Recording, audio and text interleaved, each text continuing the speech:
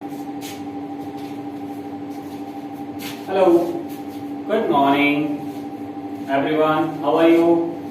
I hope you all are fine.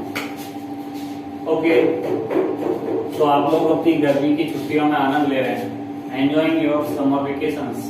Good. But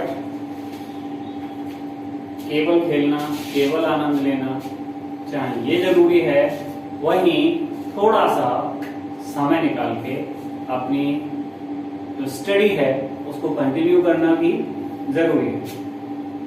इसलिए आज हम आपको एक इंटरेस्टिंग बुक लेके आए हैं, the earth. This is your book, the earth our habitat. Earth आप सभी जानते हो, पृथ्वी, हैबिटाट मूल निवास। तो आज इसका हम फर्स्ट चैप्टर पढ़ने जा रहे हैं। फर्स्ट चैप्टर है इसका the earth in the solar system. Solar system के अंदर अर्थ, आप सभी जानते हो, earth is a part of solar system. तो जब हम सोलर सिस्टम के बारे में पढ़ने जाएंगे तो उसमें खुद ब खुद द सन एंड उसके सराउंडिंग्स में चक्कर लगाने वाले जितने भी प्लैनेट्स हैं वो, और उन प्लैनेट्स के भी चक्कर लगाने वाले उनके नेचुरल सैटेलाइट्स, ये सभी कंबाइंड होकर के सोलर सिस्टम कहलाते हैं। तो सबसे पहले बात आती है बच्चों, जब आप रात में आसमान की ओर देखते हो तो सबसे ज्यादा जो अट्रैक्टिव होता है वो होता है मून, जिसको आप सभी लोग चंदा मामा कहते हो। तो मून आप लोगों ने देखा होगा, सन को आपने देखा होगा। सन आपको हर दिन राउंड शेप वाला तेज चमकता हुआ दिखाई देता है ना। लेकिन मून इसके अपोजिट कैसे दिखाई देता है? कभी हमें पूरा दिखाई देता है गोल बॉल की तरह, कभी हमें आधा दिखाई देता है, कभी उससे भी कम दिखाई देता है, और कभी तो दिखाई ही नहीं देता है।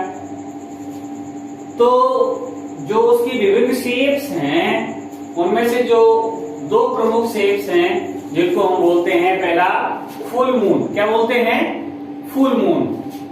फुल मून यानी कि पूर्ण चंद्र। क्या हुआ?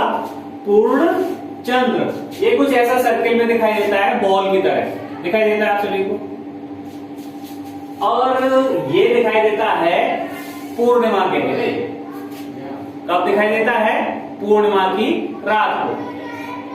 और इसके अपोजिट देखें, एक आता है न्यू मून, कुछ इस तरह का, इससे भी पतला। न्यू मून हमें दिखाई देता है कब? जब अमावस्या होती है। कब होती है? अमावस्या। और अमावस्या आफ्टर एवरी फोर्थ नाइट हमें दिखाई देती है। तो महीने में एक बार ही हम फुल मून देख सकते हैं। इसके अलावा अगर हम आगे बात करते हैं कि हम ये पूरा जो चंद्रमा है इसको रोज क्यों नहीं देख सकते, और इसको दिन में क्यों नहीं देख सकते?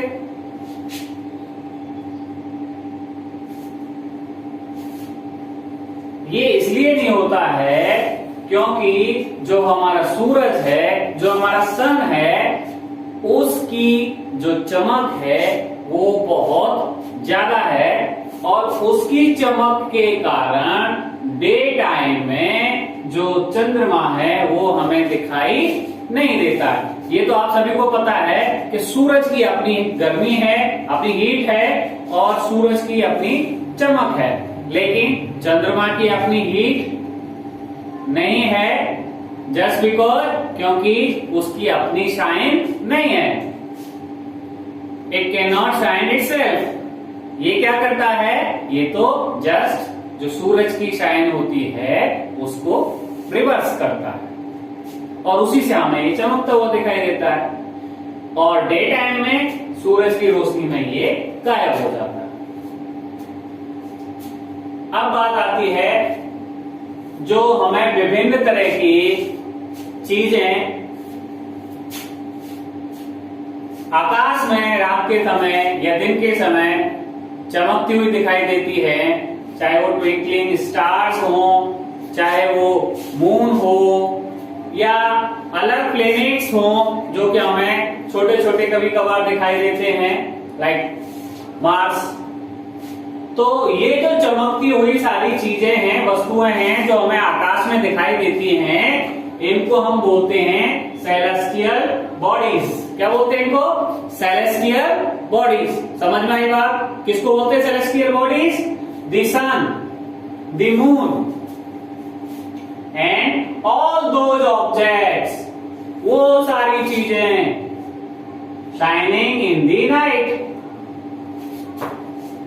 स्काई, जो कि रात के आसमान में, आकाश में चमकती हुई दिखाई देती हैं, उन्हीं को हम क्या कहते हैं? Are called celestial bodies. उनको क्या बोलते हैं हम? सेलेस्टियल बॉडीज बोलते हैं। तो this is the definition of celestial bodies. The sun, the moon and all those objects shining in the night sky are called celestial bodies. Celestial bodies समझ गए। अब एक बात आती है, मून आप समझ गए, इसके अलावा स्टार। स्टार क्या होता है? Star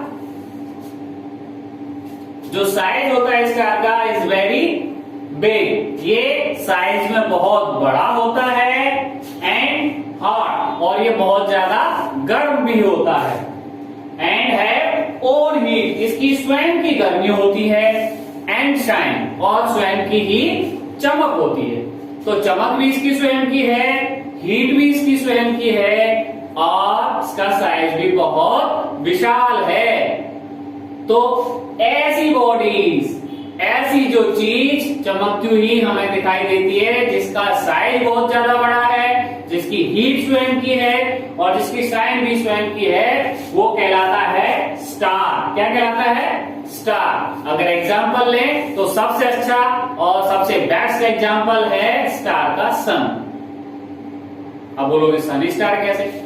sun is also A star, वो एक तारा है जिसकी खुद की चमक है और खुद की रोशनी है और साइज में बहुत विशाल है, लेकिन हमारे अर्थ का वो सबसे नजदीकी तारा है, इसीलिए उसके सामने बाकी के स्टार्स छोटे छोटे ट्विंकलिंग करते हुए दिखाई देते हैं। ये जो स्टार्स हमें लाखों करोड़ों अरबों दिखाई देते हैं, इनमें भी वही गर्मी, वही चमक है जो हमारे सन में है, और बहुत सारे स्टार्स तो हमारे सन से भी बड़े हैं।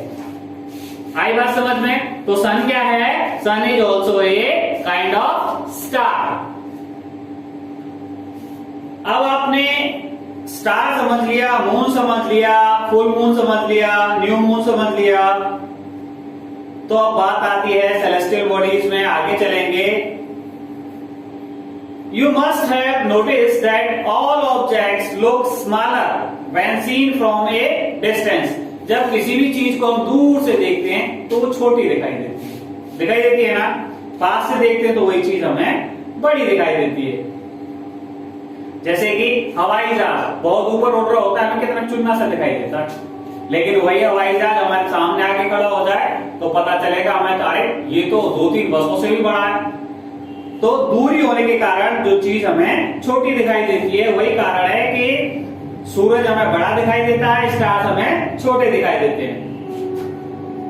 While watching the night sky, अगर रात के आकाश को आप देखते हैं, you may notice various pattern form, तो आपको आकाश में बहुत सारे स्टार्स का पैटर्न्स दिखाई देगा। ठीक है, कैसे कैसे पैटर्न्स दिखाई देते हैं? लाइक ऐसे 2 3 1 2 3, कुछ इस तरह का पैटर्न भी दिखाई दे सकता है। अगर हम इसको मिलाएं तो ऐसे और ऐसे आएगा। कोई पैटर्न ऐसा भी दिखाई दे सकता है, अगर इसको हम मिलाएं तो ये कुछ ऐसा होगा। ठीक है, तो इस तरह के बहुत सारे पैटर्न्स आपको दिखाई दे सकते हैं। तो ये पैटर्न्स काय के द्वारा बनते हैं? Formed by the different groups of stars. ये बहुत सारे स्टार्स के ग्रुप के कारण बनते हैं। These are called constellations. इनको क्या बोलते हैं हम? कॉन्स्टिलेशंस बोलते हैं।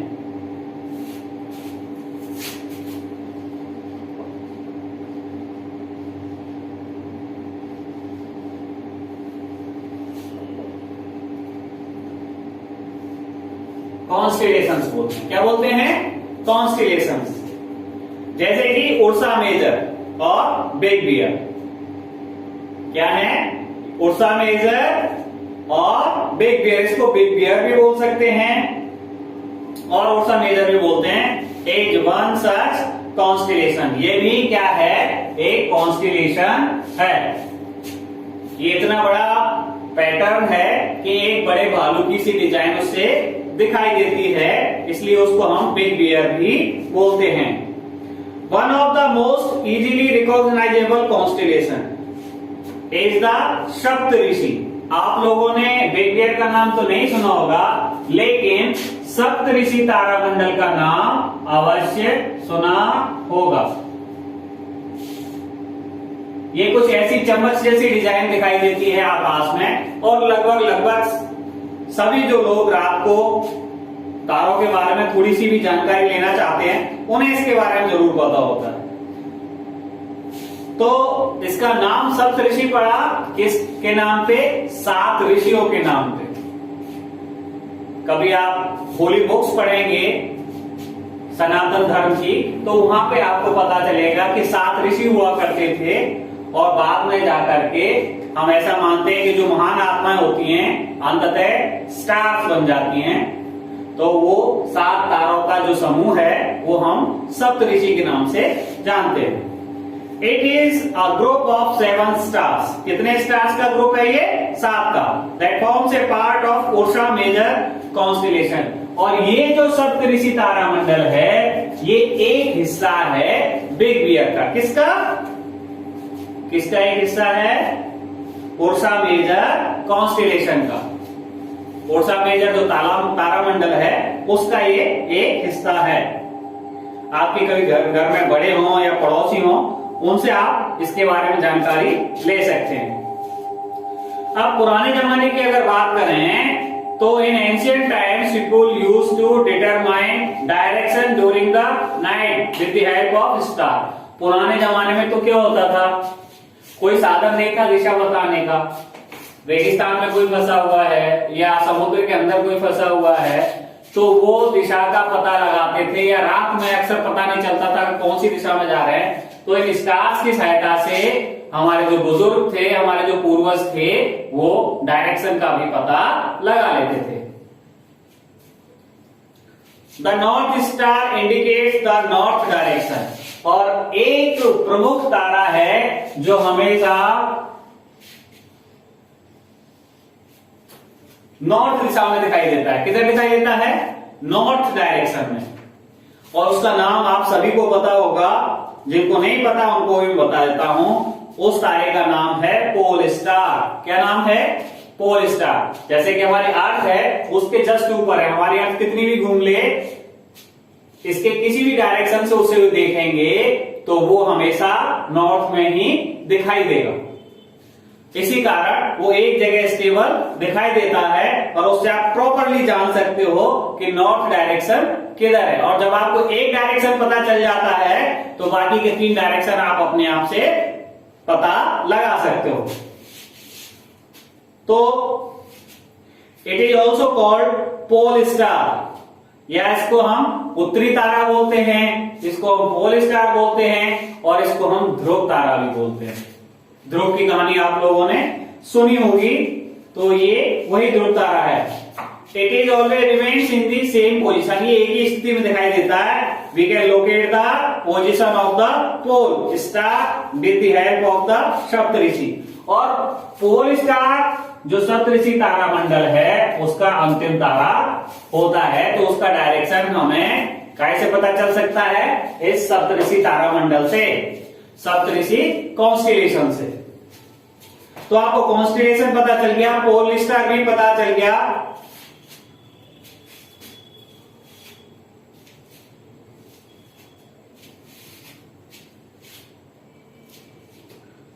Some celestial bodies do not have their own heat and light.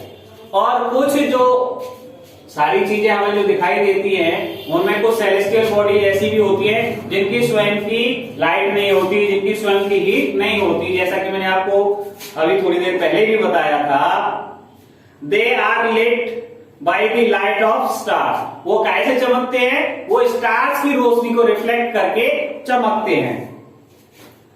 Such bodies are called planet. और ऐसी जो बॉडीज है जिनकी खुद की लाइट नहीं होती, खुद की शाइन नहीं होती, वो क्या कहलाते हैं? वो कहलाते हैं प्लैनेट। क्या कहलाते हैं? प्लैनेट। PLANET, planet. जैसे कि हमारी अर्थ है ना, हमारी अर्थ क्या है? ये भी एक प्लैनेट है। The word planet comes from the Greek word. और ये जो प्लैनेट शब्द है ये ग्रीक भाषा के शब्द से आया है। नाम है planetal, planetite, which means wanderers. The earth on which we live is a planet. जो पृथ्वी है जिस पर हम रहते हैं ये भी एक प्लैनेट है। अब बात आती है सोलर सिस्टम की। किसकी बात आती है? सोलर सिस्टम की। The sun, 8 planets, satellites and some other celestial bodies known as asteroids and meteoroids. अरे वो आप जानते हो ना, कभी कभी हमारे पृथ्वी पर चमकता हुआ तारा दिखाई देता है, गिरता हुआ तारा दिखाई देता है, उनको हम क्या बोलते हैं? उल्का पिंड। ठीक है ना? तो वो भी इसका पार्ट होते हैं। तो इस सब को मिलाकर के हम जो बुलाते हैं वो बुलाते हैं इसको सोलर सिस्टम। क्या बुलाते हैं? सौर मंडल, सोलर सिस्टम। अब सोलर सिस्टम में जब हमने कहा कि सन होता है, प्लेनेट होते हैं, अर्थ होती है, मून होता है, और भी अर्थ और मून के अलावा बाकी के प्लेनेट और उनके मून्स भी होते हैं, तो उन सबको मिलाकर के सोलर सिस्टम बनता है। तो सबसे पहले हम पढ़ेंगे सन के बारे में। The sun is the centre of the solar system. ये इसका केंद्र बिंदु है। किसका? सोलर सिस्टम का। कौन? सन। मुखिया है ना घर का। अगर ये एक सौर परिवार है तो इसका मुखिया कौन है? इसका मुखिया है सन। कौन है इसका मुखिया? सन। ठीक है ना?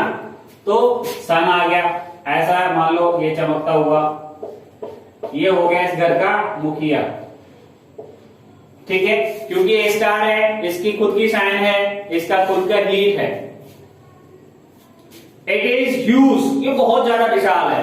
And made up of extremely hot gases. और इसमें बहुत ज्यादा गर्म गैसेज हैं, उनसे ये बना हुआ है। It provide the pulling force that binds the solar system। ठीक है? इसमें एक पुलिंग फोर्स है जिसके कारण ये सोलर सिस्टम बंधा हुआ है। The sun is the ultimate source of heat and light for the solar system. और ये जो सोलर सिस्टम है, जितने भी ग्रह के चक्कर लगाते हैं, ये क्या है? ये उनके लिए अल्टीमेट सोर्स है लाइट का। और ये अलग अलग डायरेक्शन में सारे के सारे इसके चक्कर लगाते हैं। ठीक है ना? अलग अलग रेंज है इनके चक्कर लगाने की, इस तरह से। ठीक है? तो इसी से ये गर्मी लेते हैं, इसी से ये हीट लेते हैं।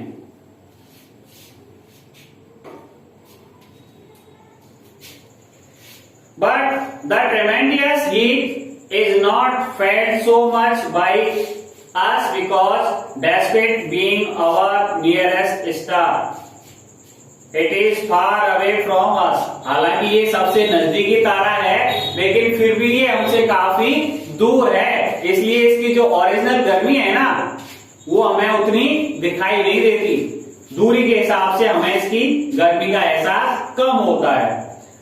The sun is about 150 million kilometre away from the earth. इसकी दूरी महज हमसे कितनी दूर है? 150 मिलियन किलोमीटर अवे। उसके बाद आते हैं प्लैनेट्स। प्लैनेट्स की बात आती है तो प्लैनेट्स में कौन कौन से प्लैनेट्स आते हैं? Mercury, Venus, Earth, Mars, Jupiter, Saturn, Uranus and Neptune. कितने? Mercury, Venus, Earth, Mercury, Venus, Earth, Mars, Jupiter, Saturn, Mars, Jupiter, Saturn, Uranus and Neptune. 8 planet हैं जो इसके चक्कर लगाते हैं। All the 8 planets of solar system move around the sun in fixed path। ये सभी अपने फिक्स पाथ में इसका चक्कर लगाते हैं। These paths are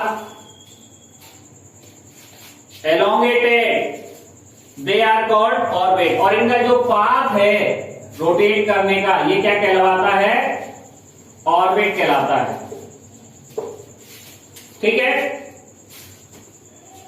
और इनकी सबकी अलग अलग गति होती है, अलग अलग चक्कर लगाने का पूरा रोटेशन का टाइम होता है, और उसी हिसाब से इन पर अलग अलग दिन और रात बनते हैं।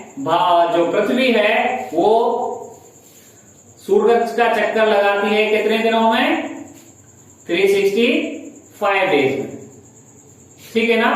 उससे एक वर्ष बनता है। और अपना चक्कर लगाती है 24 आवर्स में, उससे दिन और रात बनते हैं।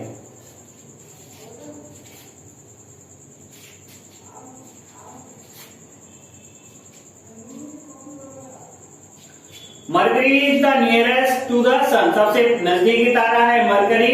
It takes only about 88 days to complete 1 round along its orbit. ये अपना सूरज का चक्कर लगाने में 88 दिन लगाता है, क्योंकि ये सबसे नजदीक है। इसका ऑर्बिट भी सबसे छोटा है। Venus is the considered as earth twin because its size and shapes are much similar to that of the earth. और जो वीनस है वो अर्थ का ट्विन्स माना जाता है, जुड़वा माना जाता है, क्योंकि इसका साइज भी लगभग अर्थ के बराबर का है। Pluto was also considered a planet. 2006 तक प्लूटो को भी एक क्या माना जाता था? क्या माना जाता था? प्लेनेट माना जाता था। लेकिन आगे जाकर के उसको भी उस यूनियन से हटा दिया गया, क्योंकि वो उन डायरेक्शंस पे फिट नहीं बैठा जिन पे कि एक प्लेनेट बैठता है। इसके बाद बात आती है अर्थ की। The earth is the third nearest planet to the sun. ये तीसरा ग्रह है जो सूरज से नजदीक है। Inside it is the 5th largest. Size में ये 5वें नंबर पर है। It is slightly flattered. ये कैसा है? थोड़ा सा फ्लैटर्ड है, ऊपर से चपटा है। At the poles. ठीक है, कहां से? ऊपर से और नीचे से। That is why its shape is described as a geoid. Geoid means an earth like shape. अब बात आती है इस पर जो पृथ्वी है ये सभी ग्रहों में अनोखा है, क्योंकि इस पर फेवरेबल कंडीशंस हैं लाइफ को एग्जिस्ट करने के लिए। इसके अलावा और कोई भी प्लेनेट ऐसा नहीं है जिस पे लाइफ एग्जिस्ट कर सके। और ना ये ज्यादा गर्म है, ना ये ज्यादा ठंडा है। यहाँ पे पानी भी है और हवा भी है, और यहाँ पे वनस्पति भी मिलती है। इसीलिए ये सबसे ज्यादा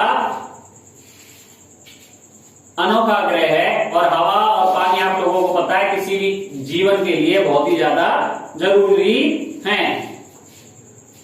और ये आउटर स्पेस से अगर हम अर्थ को देखते हैं तो ये हमें कैसा दिखता है? ब्लू कलर का दिखाई देता है। इसलिए इसका दूसरा नाम क्या है? Blue planet. इसको ब्लू प्लेनेट भी कहा जाता है। तो इसके बाद आती है बात मून की। अर्थ का जो चक्कर लगाता है, कौन लगाता है? मून, चंद्रमा। अवर अर्थ हैज ओनली 1 सैटेलाइट। ये केवल एक सैटेलाइट है अर्थ का। It is the moon. It is diameter is only 1/4 that of the अर्थ। ये 1/4 है केवल साइज में अर्थ से। कितना छोटा है? It appears so big because it's nearer to our planet, लेकिन ये हमारे प्लेनेट के बहुत पास है इसलिए इतना बड़ा दिखाई देता है than other celestial body. It is about 3,84,400 kilometre away from us. 3,84,400 kilometre दूर है ये हमसे। Now you can compare the distance of the earth from the sun. अब आप अर्थ की जो दूरी है सन से वो कंपेयर करके देखें अर्थ की जो दूरी है वो चंद्रमा से कितनी है। The moon moves around the earth in about 27 days. ये 27 दिन में अर्थ का चक्कर लगाता है और इस पर जीवन जीने के लिए कोई फेवरेबल कंडीशंस नहीं है। तो मैंने आज आपको पढ़ाया सन, अर्थ और मून के बारे में। बाकी आगे का आपको जो भी क्वेश्चंस हो वो आप मुझसे पूछ सकते हैं और इसके आगे की बात हम आपको पढ़ाएंगे नेक्स्ट वीडियो में। Till then good bye.